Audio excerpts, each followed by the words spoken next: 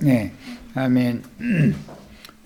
오늘 또 새롭게 이렇게 모임에 참여할 수 있도록 우리들이 발걸음을 인도해 주셨던 주님 감사드리고, 주님께서 이 생의 마지막 식사 자리에서 생일을 마감하시면서 제자들에게 유언의 말씀을 남기는 귀중한 말씀을 오늘부터 이제 상고하게 되는데, 우리들도 동일한 제자의 영으로 또 자식된 자식의 영으로 주님의 말씀, 그 유언의 말씀을 유심히 듣고 이 말씀이 나의 생애 지표가 되고 내 인생의 발걸음의 지도가 되는 말씀이 되도록 믿음으로 화합하고 취할 수 있도록 인물에게 복을 주시기를 주의 이름으로 기도합니다. 아멘. 아멘. 자, 지난 화요일 날은 3시간 출애굽기 말씀을 통해서 요한복음 13장 이후에 나가는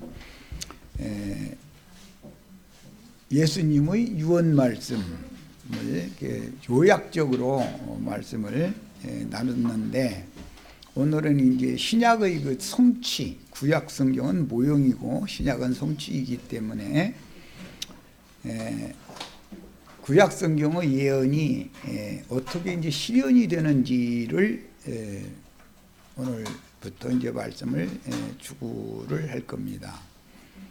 요한복음 13장 이후의 말씀 보고 흔히 이제 구약 성경, 신약 성경 이런 말씀을 표현을 할 때 구약 성경, 신약 성경 이렇게 표현하죠. 그런데 구약 성경이라고 하는 것은 모세가 죽음을 앞두고 신명기 말씀, 신명기라는 것은 창세기, 출애굽기, 레위기, 민수기 4권에 걸친 말씀 받은 것을 종합적으로 유언으로 남기는 말이 게 신명기예요. 이제 그런데 모세 오경 중에 신명기가 마무리를 하잖아요. 그것은 앞에 4권의 말씀을 요약하고 집약적으로 해서 전체적인 배경을 이렇게 죽음을 앞두고 유언으로 남기는 말에 썼던 거예요. 모세의 유언이라고 하는 말은 예수님의 유언에 관한 비유이고 모형인 것이기 때문에 모세 오경을 모르면 사복음서를 알 수가 없는 것이고, 모세 오경의 기초가 없으면은 성경을 이해할 수가 없는 거죠. 그런데 오늘 이제 우리는 예수님의 유언 말씀을 이제 오늘부터 이제 또 이제 본격적으로 들어가는 거예요. 구약 성경은 모세의 유언서인 신명기가 대표라면, 신약 성경은 예수님의 유언 말씀인 요한복음 13장에서 뒤로 나가는 21장에 마치지만 거기까지 유언의 말씀이에요. 근데 20장 이후에는 예언이 돼 있고, 이제 20장까지는 19장까지는 유언인 것이죠. 그래서 신약이라고 하는 것은 실제로는 예수님의 오늘부터 우리가 나누는 이 유언을 일러서 언약이라는 말이야. 새로 맺은 언약이다 이게. 그런데 그 언약이라는 건 유언으로 돼 있는 거기 때문에 구약이라는 것은 모세의 유언이 구약 성경의 그 중심 뼈대가 되는 것이고, 그것을 실현하는 것은 예수님의 유언이 이건 실현이고 앞으로 이루어질 예언이 여기에 포함이 되지만, 이것을 신약 성경이다 이렇게 신약 성경을 요약하면은 요한복음 13장 이후에 20장까지 나오는 그 말씀을 일러서 신약 성경이다 이렇게 말한다라고 이해를 하고 받아들여도 됩니다. 이 성경을 보는 큰 뼈대를 지금 말씀드렸어요. 자, 오늘 이 저녁에 예수님이 잡히시는 밤이죠. 근데 이제 저녁 식사를 마지막 이 생에서 육신의 음식은 마지막으로 지금 잡수시는 거예요. 그리고 이 저녁 식사가 끝나면 기드론 시내를 건너서 겟세마네라고 하는 곳에 가셔서, 늘상 거기에서 이제 기도하시던 곳인데 거기에 가셔서 뭐 땀방울이 핏방울이 되도록 기도를 하셨다고 그랬고, 기도를 마치자마자 가룟 유다의 그 지로를 받은 유대교의 군관들이 유대교 대제사장들이가 보낸 군관들이 몽치와 뭐 검과 이런 것들을 가지고 이제 체포를 하러 와가지고 체포당해서 이제 가셔서 밤새도록 신문당하고 내일 날이 새면 죽는 거예요. 그러니까 이제 이때 당시 요한복음 13장의 이 13장에서 19장까지의 많은 말씀을 주셨는데 마지막 식사 자리에다가 제자들을 이렇게 빙글 앉혀놓고 나서 유언을 이 말씀을 남기는 거예요. 그런 배경을 잘 이해를 하셔야 돼요. 성경을 읽을 때 이런 기본 지식이 없는 상태로 그냥 성경을 읽어나가면 그때 당시의 분위기, 그때 당시의 배경이 나와 이게 나의 영과 연합이 안 되기 때문에 너무 붕 떠 있고 객관적으로 피상적으로 성경이 읽혀지기 때문에 배경에 대해서 기본적으로 잘 아셔야 돼. 오늘 밤이라는 오늘 이 저녁 잡수시는 중에 저녁 식사 자리에서 쭉 앉혀놓고 나서 저녁 식사하다가 갑자기 딱 일어나서 대에다 물 뜨다가 숙은 허리 동이고 제자들 발을 씻은 거예요. 그럼 좀 제자들은 황당했겠죠. 그런데 맨 이제 막둥이부터 발을 쭉 씻어 나가가지고 왜 장의 차서대로 앉혀놓고 지금 이 마지막 식사를 하는 중이기 때문에 맨 마지막에 베드로의 발을 씻게 된 거예요.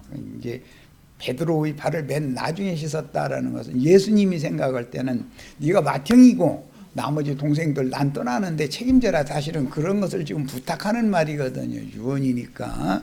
이런 그때 당시 분위기나 배경을 잘 이해를 하고 오늘 말씀을 다시 한번 읽겠습니다. 13장 1절에서 11절, 지난번에 해드렸던 자료의 5페이지 중간부에 보면 나오죠. 다 찾으셨어요? 12장의 5번 자료 중에 5페이지부터 지금 들어가는 겁니다. 자, 성경 읽습니다.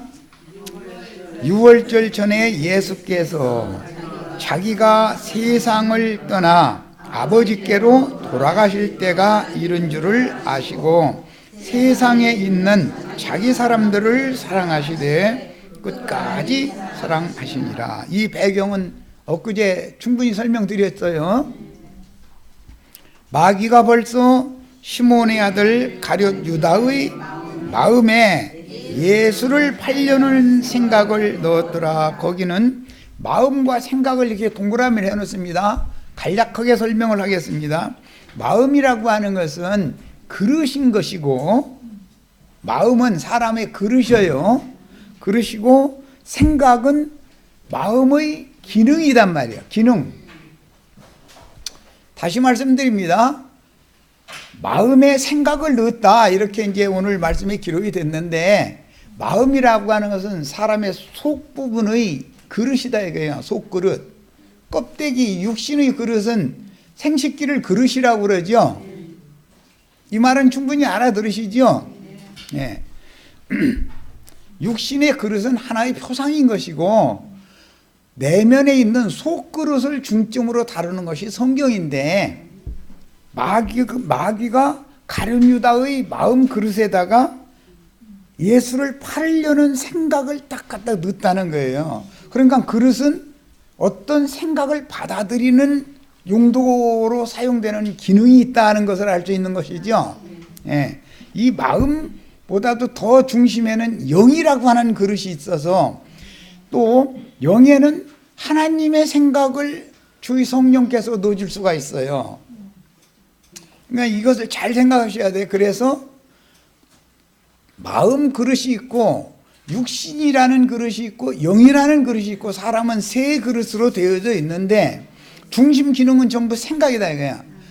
육신에 있는 사람은 육신의 생각을 하죠. 육신의 생각이 있죠. 영에 있는 사람은 영의 생각을 해요. 생각이라는 건 중심 기능이다 이거야. 그릇은 세 그릇이 있는데 사람의 구조는 육신도 생각을 따라서 움직이는 것이고, 사람의 마음도 그 마음에 어떤 생각이 들어오면 그 생각을 따라서 사람이 움직여지는 거다 이거야. 그리고 영도 생각에 따라서 영이 움직인다 이거야. 영의 생각을 좌지우지하고 결정하고 판단하는 건 양심이 하는 것이고, 이제 이런 이제 그 세부적인 얘기는 점차적으로 하기로 하고, 어쨌든 오늘은 가룟 유다의 마음에 예수를 팔려는 생각을 이것은 마귀가 넣어준 거예요. 지금 예수님은 성령이 되셔가지고 진리의 성령이 오시면 형제 자매님들의 영이라고 하는 그릇에 하나님을 사랑하고 하나님께로 나가게 하는 생각을 자꾸 넣어주신단 말이야. 지금 하는 말을 잘 이해를 하셔야 돼. 인간의 구조를 알아야 돼. 사람들은 어떤 구조가 되어 있는지를. 사람의 영은 하나님의 신을 받아들이는 그릇이고, 육신에 있는 사람의 마음이라고 하는 것은 마귀의 생각을 받아들이는 그릇으로 쓰임을 받을 수가 있다라는 걸 지금 말한단 말이야. 자, 이번에는 이제 3절로 갑니다. 저녁 먹는 중 예수는 아버지께서 모든 것을 자기 손에 맡기신 것과 또 자기가 하나님께로부터 오셨다가 하나님께로 돌아가실 것을 아시고 저녁 잡수시던 자리에서 일어나. 자, 지금 오늘 밤은 예수님이 잡히시는 밤이에요. 네, 그런데 지금 드시는 이 저녁 식사라고 하는 것은 이 생에서의 마지막 식사단 말이야, 지금. 근데 내일 아침, 오늘 밤새도록 신문당하고 내일 아침에 밥 먹이고 이런 것도 없어요. 그냥 끌어다 죽이는 거니까. 이게 마지막 식사예요. 그래서 교계에서는 최후의 만찬이라고, 그림 뭐 이런 것도 다 보셨죠? 최후의 만찬이라고 그러죠. 왜 만찬이라고 그러냐면 저녁 식사기 때문에 하는 말이에요. 저녁 식사.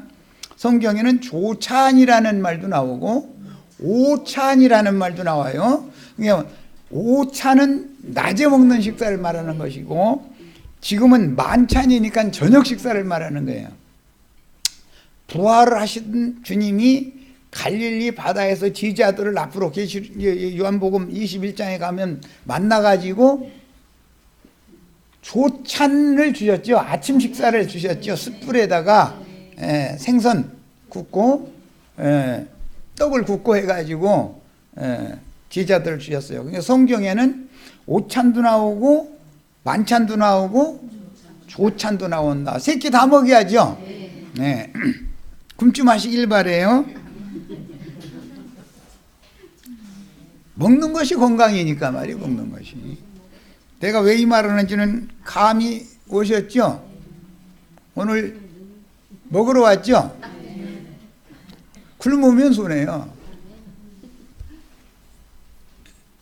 사람이랑 살다가 어떤 끼니를 지나가면 그 끼니 되찾아 먹을 수 있어요, 없어요? 내일 2그릇 먹는다 해도 소용없죠.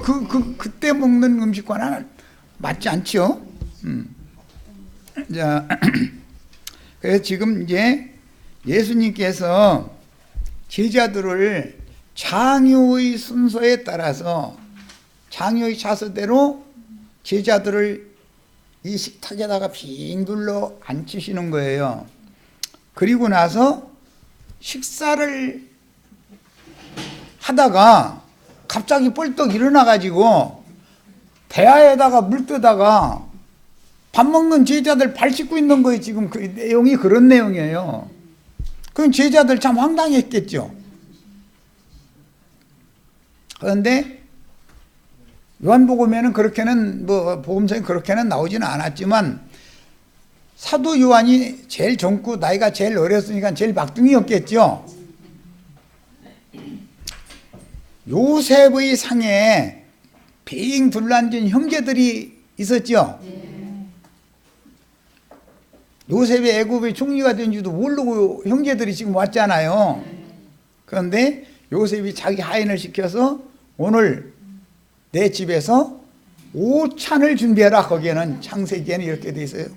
오찬을 준비해라 해서 오찬 자리에 모여서 식사를 하는 거예요. 그런데 요셉의 맨 그 형제들이 막둥이 동생은 누구예요? 베냐민이었죠. 신약에서 막둥이는 누구예요? 예, 사도 요한이에요. 그래서 구약 성경을 알아야 신약 성경이 지금 말하는 배경을 알 수가 있단 말이에요. 배경을 알으면 우리 분위기가 같이 예수님 모시고 지금 우리 식사 자리에 왔다는 분위기를 이해가 되잖아요. 그런데 그때 요셉의 하인이 12사람 중에 11사람을 쭉 앉히는데 나의 순서대로 앉히는 거예요. 그러니까 이상하네. 이 사람이 어떻게 우리들이 이 장이 샷을 저렇게 잘 알아가지고 뒤집어 바꿔서 앉으려면 아니 당신은 이쪽에 앉고 여기 하면서 순서를 정해주니까 이상하게 생각했다는 거예요. 셈족은 장유의 차서가 엄격해요. 이것은 출생의 순서라는 것이 셈족은 하루볕이 어딘데 이래. 하루볕이 어딘데 감히 하루 차이라도 하루지만 불과 몇 분 차이라도 형을 동생이 기어붙을 수 있어요 없어요? 절대 안 돼요. 그거는 셈족에서는 절대 안 통하는 얘기예요. 그거는. 순서가 있는 거예요. 하나님이 사람을 창조하실 때도 남자를 먼저 창조하셨죠. 하나님이 생각 없어서 그런 것 같아요. 그 다음에 남자를 통해서 여자를 지어주셨죠. 창조의 순서가 질서가 있다 이거예요. 질서가. 셈족은 이 장유의 차서를 굉장히 중요하게 여겨요. 그런데 순서대로 쭉 앉혀놓는 거예요. 그리고 거기에서 요셉이 딱 이제 와서 자리에 착석해가지고 식사를 배식을 하는 거예요. 그런데 막둥이한테는 밥을 몇 그릇 줬다겠어요? 배 터져 죽어 이제. 베냐민은 5그릇 받았죠. 그럼 배 터져 죽는 거 아니에요? 육신의 음식이란 배 터져 죽을 거 아니에요? 그거 다 먹도 못하고 이러고 쳐다만 볼 거 아니에요? 5그릇을 어떻게 먹어 육신의 음식이라면. 자, 오늘 우리 형제 자매님들도 모두 주의 사랑하시는 자, 사랑하심을 받은 자가 다 되셔서 5그릇 다 받으시기를 바래요. 오늘 잘 오셨어요. 한 자리에서 음식 먹어도 누구는 한 그릇 먹고도 배 아이고 다 찼다고 이제 안 먹는다 그러는데 5그릇 먹을 사람도 있어. 5달란트 받은 얘기가 거기서 나오는 거예요. 누구는 2달란트 받고 누구는 1달란트만 받는다잖아요. 똑같이 앉아서 공부를 시켜도 선생님이 누구는 100점 맞고 누구는 70점 맞고 누구는 30점 맞고 이래버려. 그래 하면서 30점 맞은 애는 1달란트 받은 거 어딘데 이래버려. 아니 30점 맞은 게 어딘데 이러면 됩니까? 그래도 중간을 가려고 애를 써야지. 70점은 받아야지. 70점 받은 걸로 만족하시면 안 돼요. 100점 받아야지. 5그릇 받는 게 훨씬 낫지. 왜 2그릇 받아야 되고 왜 1그릇 받고도 1그릇 받은 사람 치고 해태해. 아주 태만하거든. 1그릇 받은 사람 치고 태만해. 30점 맞는 놈은 다음에 시험 봐도 또 30점이야. 그 신기한 일이야. 선생님이 혼내도 소용없어. 걔는 그냥 그리고 엄마한테 가서 뭐라고 하냐면 30점 맞은 게 어딘데 이래. 자기 주제는 그렇다 이거지 뭐. 기왕이면 5달란트를 받고 가서 장사를 더해서 5달란트를 있는 사람은 10달란트 있는데 1달란트 있는 사람 것까지 빼뜨려서 11달란트 되게 만드는 게 좋지. 그렇죠? 1달란트가 어딘데 이러면 안 된단 말이야. 네. 이게 성경은 구약 성경에서 전부 신약 성경은 인용을 하는 것이기 때문에 그런 영적 의미를 이해를 시키려고 이런 얘기 하는 거예요. 지금 만찬석상이라고 그러는데 요셉과 형제들이 모인 자리로 상징이 된 것을 신약 성경에 예수님과 지휘자들이 지금 한 상에 쭉 둘러앉아서 마지막 식사를 하시는 중이다 이거예요. 지금. 자. 그런데 저녁 식사를 했어요. 그래서 이제 만찬이라고 그래요. 그런데 이 말씀을 기독교계에서는 성만찬식으로 변질시켰죠. 성만찬식을 하는 거예요, 이게? 교회 생활을 어떻게 할까? 지난 화요일 날 그래서 내가 그거 말씀드린 거예요. 성막법에 대해서 비유의 말씀을 미리 한 거예요. 출애굽기 말씀을. 그래서 대뜸 여기 들어가면 어렵다 생각할까 봐서 막 창세기 계시록 이제 왔다 갔다 이제 앞으로 계속 해야 되는데 이러면 정신없잖아. 그래서 어떤 말하고자 하는 기본 틀을 갖추게 하기 위해서 엊그제 화요일 날은 13장에 바로 들어가려다가 출애굽기 26장을 그래서 한 거예요. 성막법을 알아야 예수님이 마지막 이 자리에서 지지자들에게 유언을 남기는 자리인 건데 아버지가 돌아가시면서 하시는 마지막 말씀이 제일 중요한 말씀이잖아요. 그 말씀은 자식은 반드시 귀담아 들어둬야 되는 거단 말이야. 그런데 기왕이면 여기에서 요셉이 막둥이한테 5그릇 준 것처럼 우리도 다 5달란트의 이런 분배를 받으시면 그 다 축복이 되잖아요. 그런 축복이 다 임하시기를 바라요. 자, 이제 저녁 잡수시던 자리에서 일어나. 그러니까 왜 이러시지? 이랬을 거 아니에요. 이게 식사 준비 쭉 해놓고 나서 밥 쭉 차려놨는데 갑자기 밥 숟갈 드는 것이 아니라, 그리고 이제 셈족은 생활 관습이 상에 둘러앉으면 상석, 맨 상석, 모서리의 끝자리 상석이에요. 거기에 앉은 사람이 숟갈을 먼저 들기 전에는, 떡을 먼저 그 사람이 띄기 전에는 다른 사람이 가서 떡그릇에 손 넣으면 안 되는 거예요. 그런데 이 밤에 예수님이 떡을 떼서 제자들 나눠주려고 떡그릇에 예수님이 손을 댈 때 가룟 유다가 이미 손이 거기 그릇에 있었다고 그랬죠. 그게 무슨 소리인지 아시겠어요? 질서를 무시한다 이거예요. 어른, 셈족은 맨 상석에 앉는 어른이 상을 쭉 진설을 해놔도 어른이 숟갈을 들기 전에는 이러고 앉아 있어야지 먼저 밥 떠먹으면 안 되는 거예요. 그게 셈족의 예절이에요. 관습이요 그게. 그런데 가룟 유다는 그걸 무시해버렸다 이거예요. 주님의 떡그릇에 자기 손을 갖다 집어넣어버린 거예요. 분배도 안 해줬는데 지가 갖다 퍼먹는다 이 말이잖아요. 주인이 초대한 상석에 앉을 주인이 나눠줘야 되잖아요. 요셉이 배식을 해줘야 되잖아요. 우리는 절대 그런 일이 없으셔야 되겠어요.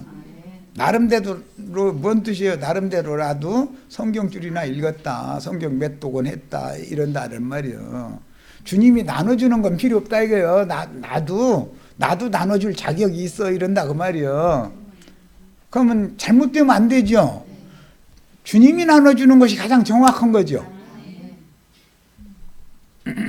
위계 질서를, 이 식사법이라는 건 굉장히 중요한 거예요. 위계 질서를 굉장히 중요하게 여기는 것이 셈족의 생활 관습이에요. 이런 셈족의 언어나 그들의 그 풍속이나 그 팔레스타인 땅의 기후 풍토나 지리나 그들의 언어 관습이나 생활 관습이나 이런 걸 모르는 상태에서 성경 읽으면 다 소용없는 거예요. 말하고자 하는 의도를 정확하게 캐치를 못하니까.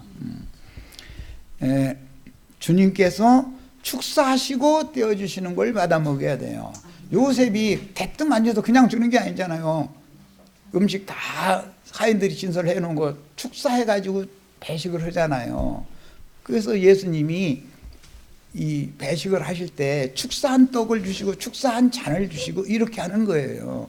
주님의 축사를 받은 것을 먹어야 되는 것이지, 가룟 유다 대뜸 가서 주님의 그 떡그릇 속에 지 갖다 손을 같이 넣었다고 이것이 보통 문제가 아니에요. 그런 걸 반역이라고 그래요. 영적 반역이다 이것은. 그런 일이 절대 없으셔야 되겠어요. 그 다음에 자리에서 저녁 잡수시다가 갑자기 일어나는 거예요. 그럼 왜 이러시나 이럴 거 아니에요. 밥 차려놨으니까 밥 먹기를 이제 주님 이제 숟갈 드시기만 이렇게 쳐다보고 있잖아요. 그런데 차려는 밥을 먹는 것이 아니라 벌떡 일어난 거예요. 지금 일어나가지고 딱 그 다음에 겉옷을 또 딱 벗는 거예요. 겉옷을 벗고 수건을 가져다가 허리를 동이는 거예요. 그리고 나서 대에다가 물을 떠다가 제자들의 발을 씻는 거예요. 그럼 제자들이 얼마나 황당했겠어요.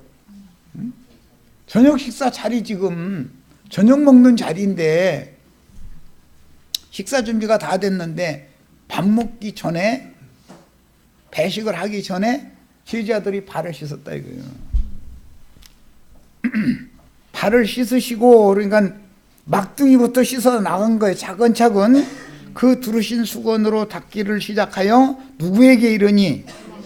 시몬 베드로에게 이르니. 이 말은 창세기에서는 르벤, 맏형이 르벤이죠. 12형제 중에 맨 큰 형이 르벤이에요.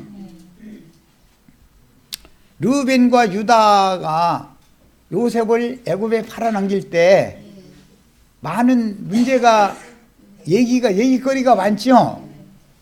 르벤은 장자로 태어났지만 아비의 침상에 오른 죄 때문에 장자권을 상실한 사람이죠.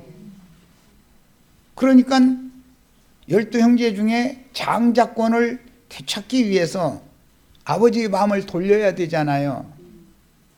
그래서 아버지가 그렇게 사랑하던 요셉을 형제들은 죽이자 그러는데 르벤은 어떻게든지 해서 살려서 아버지한테 데려가려고 그러잖아요. 그러면 그 건을 통해서 자기의 장자로서의 권을 아버지로부터 다시 회복하기를 원했단 말이에요. 그런데 형제들이 말을 안 들어먹는 거예요. 그럼 뭔 뜻이에요? 질서가 무너졌다 이 말이에요. 르벤은 형으로 아버지도 인정을 않지만 형제들도 르벤은 형으로 인정을 안 하는 거예요 지금. 그래가면서 누가 크냐 가지고 서로가 지금 어깨 싸움을 한다 이거예요. 이 밤에 누가복음 22장에 보면 예수님이 이렇게 심각한 시간인데 이 자리에서 우리 중에 누가 큰 자냐 하고 서로 다퉜다고 돼 있죠. 예수님이 답답할 것 같아요. 참 한심스러울 것 같아요. 상황이 어떻게 돌아가는지를 모르는 거야 지금. 누가 크냐 이거야. 왜 그래요? 예수님 이 밤에 잡혀간다는 것이 아니라 내일 날만 새면 6월절 예루살렘에 들어가서 왕으로 등극하면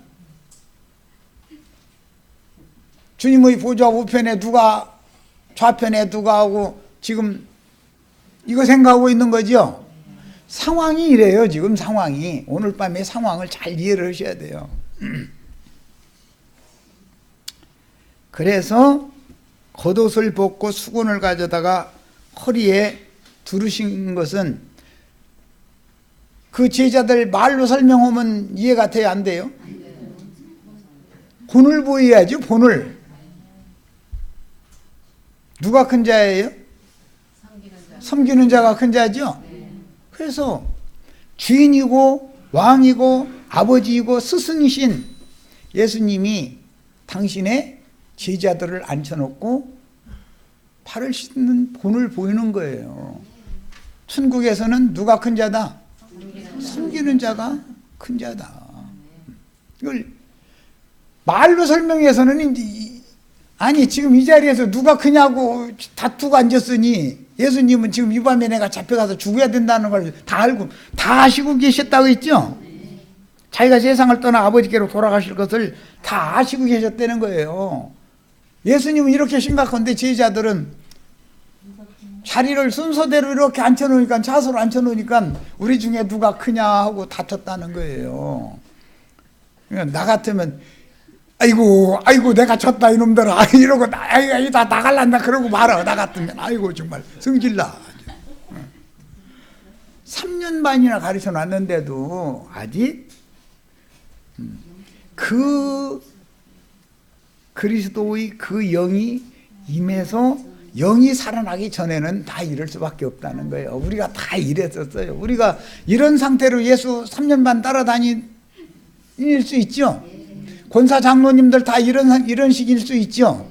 뭐 더 훌륭하게 좀 진실로 믿었으면 다행이고, 그런데 대부분 이렇게 껍데기만 그리스도인이고 참 그리스도인이 아닌 상태로 예배당에 왔다리 갔다리 얼마든지 할 수 있는 거예요. 세상에서 누가 더 크게 될 거냐, 세상에서 축복을 누가 더 많이 받을 거냐, 맨 이것만 생각하고 앉았고, 그러면 예수님도 인내심 많으신 분이라 그러지, 나 같으면 아유 정말 이 정도도 못 알아들었으면 나도 지쳤다, 이제 됐다 됐어, 내가 너희들한테 지고 말해야지 하고 나 포기할란다. 나 같으면 벌써 그래. 그런데 예수님은 이때는 교육을 말로 해서는 안 된다는 거예요. 본을 딱 보이는 거예요. 이해되셨죠? 이에 대하여 물을 떠서 제자들이 발을 씻으시고 그 두르신 수건으로 닦기를 시작하여 시몬 베드로에게 이르시니 베드로가 이르되 주여 주께서 내 발을 씻으시나이까.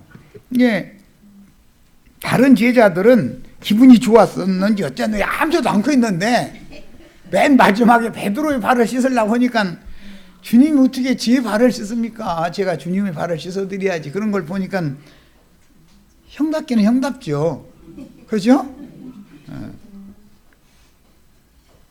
아무리 그럴지라도 이 밤에 3번 부인을 해야 돼요? 안 해야 돼요? 아직까지는 참 훌륭하죠. 조금 더 있으면 더 훌륭해져요. 감히 주님을 누가 잡으러 온다든지 주님한테 해코지 내가 여기 칼 다 2자루씩 쌍금집이에요. 칼을 휘두른 거에 대해서는 묻지를 마세요. 막 이제 이래가면서 자랑까지 해요. 그러면서 내가 죽는 데까지 주님과 같이 갈 거라고 막 이렇게 나오는 거예요. 그러면 훌륭하죠. 우리 다 그랬었잖아요. 주님 사랑한다고 막 은혜 받았다고 해가면서 막 시키지도 않는 막 주여 막 내가 주님을 위해서 이것도 하고 저것도 하고 나중에 심지어 목숨도 바치겠다고 막 다 서원해봤죠. 이 말도 못 알아듣는 분이 여기 와 앉았으면 좀 이상한 건데, 주님을 위해서 내 목숨도 기꺼이 드리겠다고 다 해봤죠. 그런데 막상 목숨 바칠 일이 생기면 도망가요, 드려요?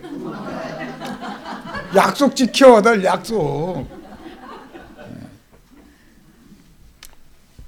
그런 거 보고 헌믿음이라고 그래요. 혼적인 믿음이다 이거예요.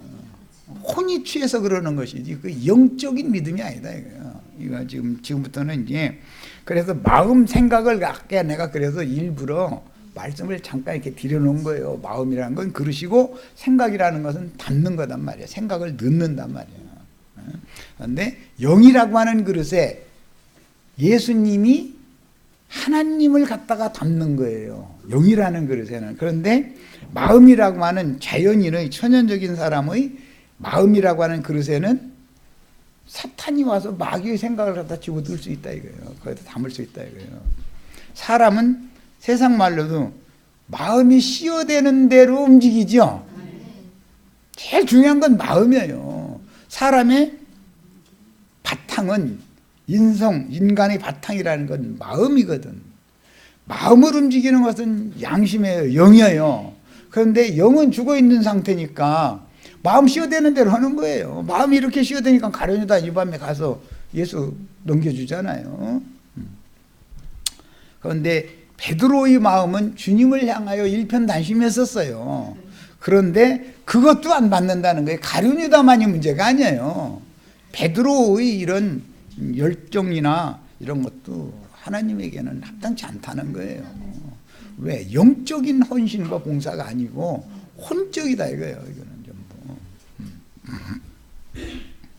예수께서 대답하여 이르시되 내가 하는 것을 네가 지금은 알지 못하나 밥상에서 뿔떡 일어나 가지고서 이렇게 이상한 행동을 하시니까 다른 제자들은 왜 이러시지? 이런 생각도 아무 생각도 없었던가 봐. 뭐 다른 제자들이 했다는 말 없었으니까.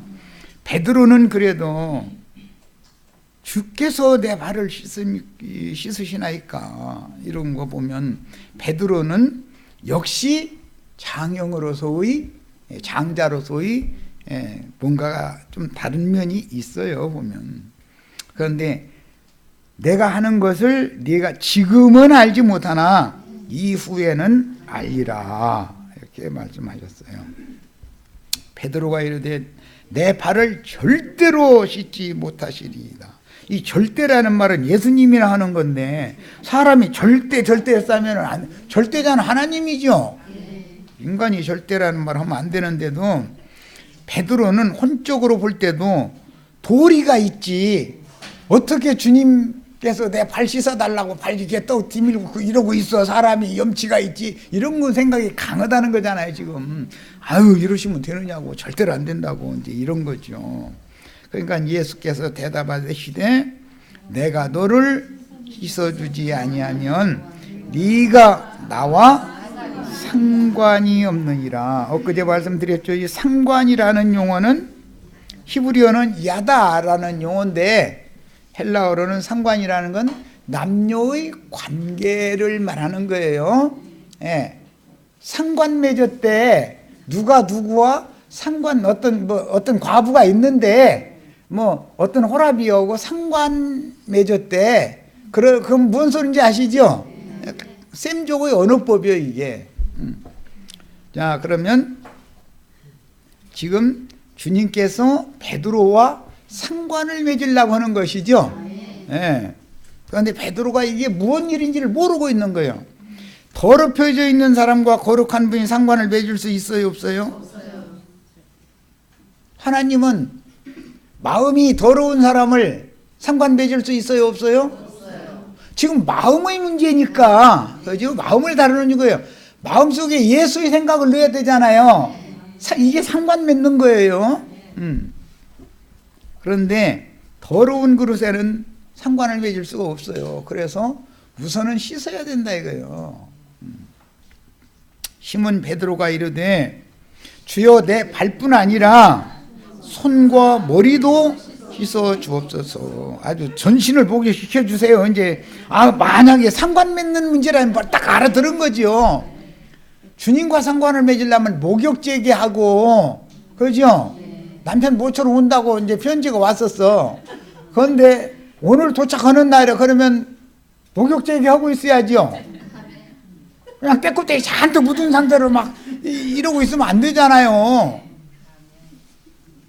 모처럼 남편을 만난 날인데 준비를 하고 있어야지. 그리고 또 없던 화장품도 좀 이렇게 좀 바르고 향수도 좀 뿌리고 그렇게 해야지. 평상시에는 안 했을지라도.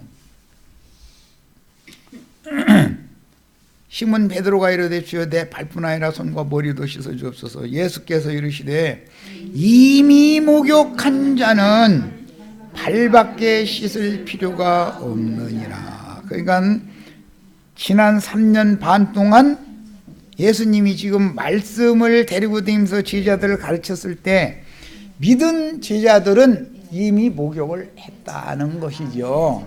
뭘로 목욕하는 건데? 말씀의 물로 목욕하는 거예요 지금.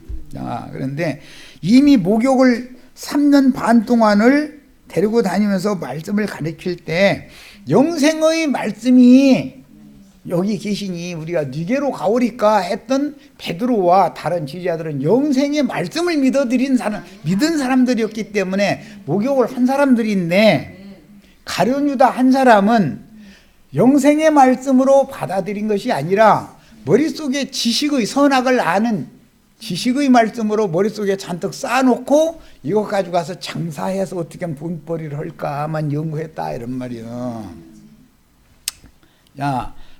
그래서 온몸이 깨끗하니라. 너희가 깨끗하나라고 하는 것은 가룟 유다를 두고 다는 아니니라. 하나는 3년 반 동안 말씀을 똑같이 가르침 받았지만 제자들은 믿음으로 받았고 가룟 유다는 지식으로 받아들이고 있었다 이거예요. 머리는 제자들보다 더 잘 돌아가는 사람이에요. 가룟 유다는 가리옷이라고 하는 유대 태생이잖아요. 유대 땅 태생이잖아요. 나머지 제자들은 저 이스라엘 갈릴리 해변 출신들이잖아요. 생선 장수들이잖아요. 나머지는 가리옷 유다만 가리옷이라고 하는 학사 출신이거든. 가리옷이라는 말 학사라는 말이에요. 지적인 사람이다 이거예요.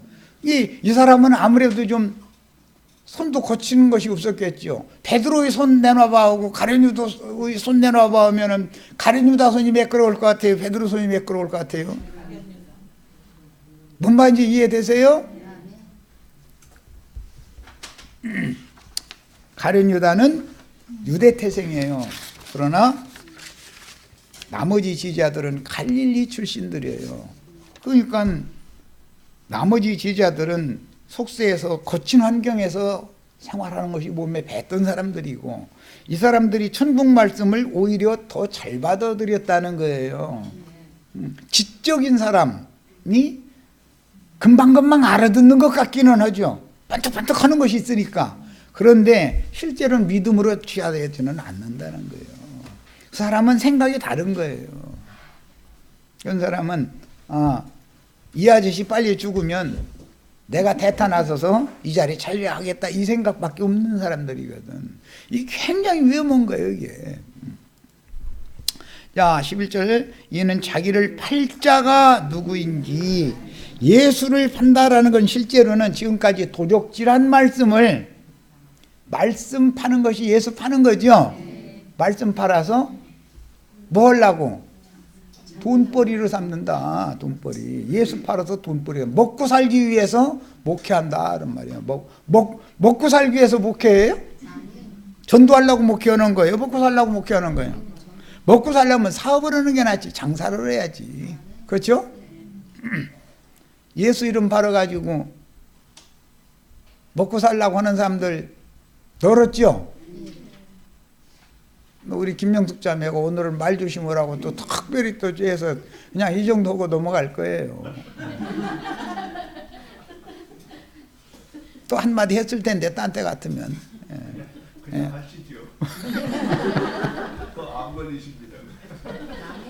자, 그리스도인들은 대개 남의 발을 씻어주는 것은 다만 천연적인 인간들의 사랑을 보여주는 행위라고 생각을 하므로 로마 교인들과 개신교도들, 심지어 형제회, 청교도들이라고 그러죠. 그런 형제회의 어떤 믿는 이들까지도 주님의 상에 올 때마다 깨끗한 수돗물을 대야에 담아서 형제나 자매 앞에 쭈그리고 앉아서 상대방의 발을 씻고 수건으로 닦아주어 사랑을 실천해야 한다고 가르쳐서 신종율법으로 실행을 하는 자들이 있습니다. 굉장히 나쁜 일은 아니죠. 상대방 발 씻어줘서 나쁠 일이 뭐가 있겠어요. 그런데 교회에서 어떤 형제들 보고 어떤 자매 발 씻어주라고 그러면은 그 남편이 오면 임 쳐 죽인 당할 것 같아요? 좋다고 올 것 같아요? 예를 들어서 내가 여기 앉은 어떤 자매님 발 씻어주고 앉아서 남편이 이렇게 뒷문으로 봤어. 그러면은 거기 또 가라게요? 가지 말라게요? 또 가면은 이제는 주먹이 날라오죠. 그렇죠? 이렇다 이거예요. 그러니까 지금 육신적으로 이런 것을 이렇게 오해해서 이렇게 실행을 하는 것은 그 사람들이 종교성을 가지고 하는 거 나쁘다고 비난할 수야 없지만, 그러나 성경이 말하고자 하는 의도를 너무 지금 왜곡시키고 있다라는 말을 하려고 얘기하는 거예요. 기독교계의 사랑실천 운동의 일환으로 이런 의례를 행하는 것은 인간적으로 이해한다면 매우 좋은 종교 행사이지만 성경의 의도를 왜곡하거나 본래의 뜻을 훼손하기 쉬우므로 진리를 따라서 교회 생활에 적용해야만 진리 안에서 행하는 진리의 사랑으로 교제를 나누는 교회 집회를 실행할 수가 있습니다. 서로 사랑하라, 서로 사랑하라. 이 기독교계 목사님들 입에 아주 달고 살죠. 그런데 서로 사랑하라는 말이 틀려요, 맞아요? 참된 성경대로의 말씀 어떻게 돼 있어요? 내가 너희를 사랑한 것과 같이 너희가 서로 사랑하자 하죠. 내가 너희를 사랑한 것과 같이라는 말은 쏙 빼버리고 서로 사랑해라 라는 말만 하면은 하나님 말씀이 왜곡되죠. 예수님이 제자들을 사랑한 것처럼 사랑하라는 말이지 인간적으로 서로 사랑하라는 말이 아니에요. 하나님 말씀을 어떻게 변개시키는지를 지적해 드리느라고 얘기한 거예요. 서로 사랑하라는 말이 뭐가 나쁜 말입니까? 좋은 말이에요. 좋은 말이에요. 그런데 사람 듣기에 좋은 말이 진리의 말이 아닐 수도 있죠. 예수님이 제자들을 사랑하신 그 사랑으로 사랑하는 문제와 기독교인들이 목사님이 서로 사랑하라 해서 사랑하는 것은 다를 수 있지 않냐 이 말이야. 하나님 말씀이 왜곡될 수 있지 않냐 이런 말이야. 성경은 진리의 하나님의 사랑을 말하기 때문에 이거 아가파오라고 그러는데 진리의 사랑으로 사랑하라는 말이지 그리스도의 사랑으로 사랑하라는 말이요 성령의 사랑으로 내가 너희를 권한다 이렇게도 표현이 되어 있죠. 진리의 사랑으로 그리스도의 사랑으로 하나님의 사랑 성령의 사랑으로 사랑하라는 말이지 인간적인 사랑을 하라는 말이 아니단 말이야. 그런데 이 말을 사람들이 듣기에 좋은 말로 서로 사랑하라라고 자꾸 이렇게 가르치다 보니까 하나님의 말씀이 왜곡되어 버린다 이거예요. 성경의 의도가 완전히 다른 쪽으로 해석이 되어 버린다는 거예요. 자,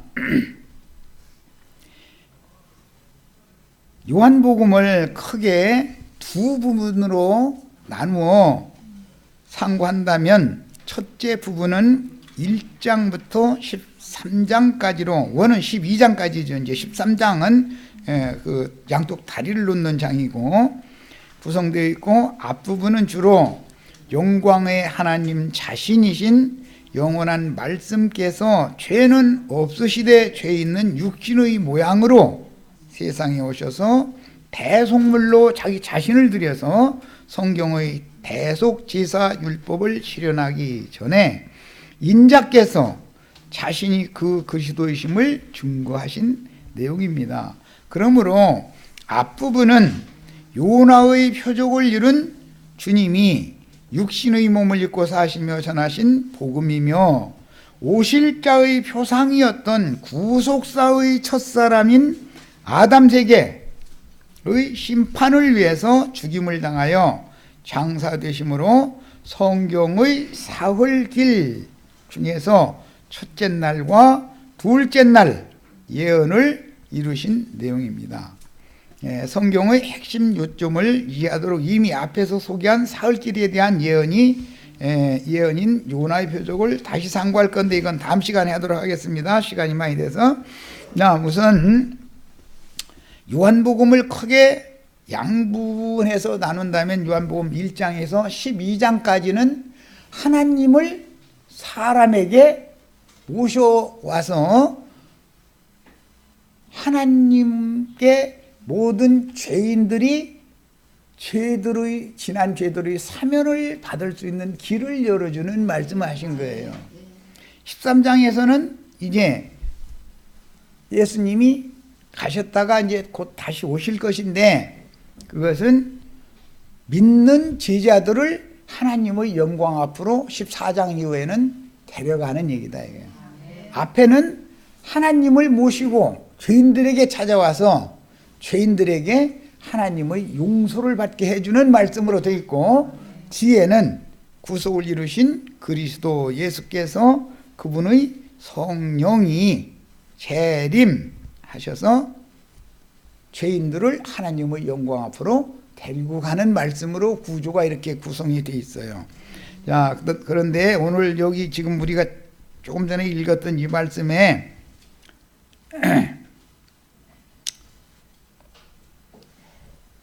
예수님께서는 당신 자신을 구약 성경이 예언한 대속물로 자신을 주셨죠. 오늘 아버지께로부터 왔다가 아버지께로 돌아간다라는 말은 사실은 구약 성경에 예언된 제사법을 완성시킨다는 것을 염두에 두는 말이에요. 아들에게 모든 것을 맡기신 것을 하셨다라고 그랬는데 이 말은 대속제사를 예수가 이루어야 된다는 것을 예수는 이미 각오하고 있다. 오늘 밤에 잡혀가서 내일 나는 유월절 양으로 죽어야 된다는 것을 제사를 완성해야 된다는 것을 알고 있다 그 말이에요. 자, 그러면 제사법 기본 제사 5가지. 예, 번제, 소제, 속죄제, 속건제, 화목제가 있어요. 그리고 특별 제사가 있어요. 이건 이제 기본 제사 5가지고 번제, 소제, 속죄제, 속건제, 화목제는 기본 제사예요. 그 다음에 특별 제사가 있어요. 그것은 서원제라고 그러는데 서원제는 독주를 한 잔 따라서 드리는 거기 때문에 이것을 일러서 전제라고 그러고 관제라고 그래요. 자, 기본 제사 말씀드렸고 특별 제사 말씀드렸어요. 제사하는 방식이 있는데 제사하는 방식은 물과 피와 재료를 뿌리는 방식이 있고 그 다음에는 요제 제사가 있고 거제 제사가 있어요. 요제 제사는 흔들어서 드리는 거예요. 거제 제사는 높이 들어서 드리는 거예요. 피를 뿌리는 것은 구속을 위한 것이고 요제 제사라는 것은 부활을 위한 것이고 거제 제사라는 것은 승천을 위한 거예요. 하나님의 영광에 올라가는 것을 위한 거예요. 자, 그 다음에 앞부분은 요나의 표적을 이룬 주님이 육의 몸을 입고 사시며 전하신 복음이요 오실 자의 표상이었던 아담은 오실 자의 표상이었죠. 흙에서 취했죠. 그 아담은 첫사람이라고 그래요. 첫사람이라는 말은 기독교가 가르치는 것처럼 인류의 조상이라는 말이 아니에요. 구속사에서 첫사람이다 이거예요. 구속사의 둘째 사람 누구? 예수 그리스도. 예수 그리스도에 대한 표상적인 사람이 아담이에요. 예수가 육신으로 오셔서 죽는 것은 아담은 반드시 죽어야 되니까 아담 세계를 끝내기 위해서 저주의 세계를 끝내기 위해서 예수가 죽었다. 이게 아담으로 시작해서 예수가 죽으면 예창조는 끝난 거예요. 저주는 끝난 거예요. 이제 야 부활로 말미암아 이제 새 창조가 시작이 되는 거예요. 아담으로 말미암아 인류에게 들어온 저주는 예수의 죽음으로 끝나고 아브라함 두 번째 사람의 예표인 아브라함으로 말미암아 복이 인류에게 오는 거예요. 그런데 부활 승천하셨다가 재림하신 예수 그리스도로 말미암아 신령한 복이 인류에게 부어지는 거예요. 아담으로 뭐가 들었어요? 저주가 들었어요. 아브라함으로 말미암아 뭐가 왔어요? 복이 왔어요.